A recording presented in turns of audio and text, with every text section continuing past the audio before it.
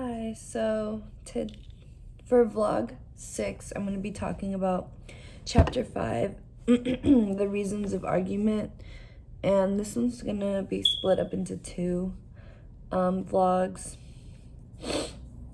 So chapter 5 starts off by talking about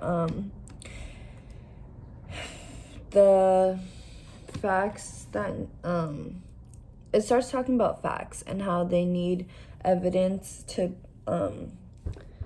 be important, and it needs like the evidence in order to be significant. And then it also talks about arguments.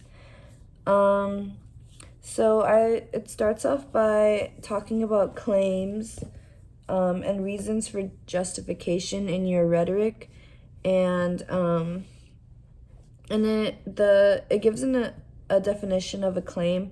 And so a claim is an assertion or like a statement that you make in the rhetoric, and then it talks about the second part that you need, which is like the reason, which is just like it authorizes the claim that you made, and then the reason allows us to draw conclusions, and then so it talks about the book talks about like different types of issues that you can use, and an issue is just like it's crucial, like when you're making a decision or choosing a stance, and then most issues fall into one of three categories. So the first category is just like the issue questions a fact. So that is just when it disputes like what evidence it exists, and how that evidence should be interpreted in the question.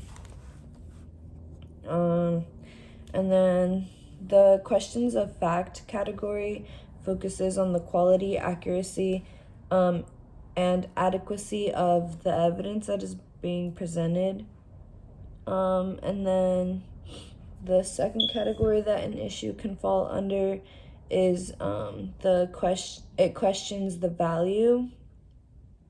So this just talks about it disputes what is good or desirable, or if the issue that you're talking about is like ethical or moral.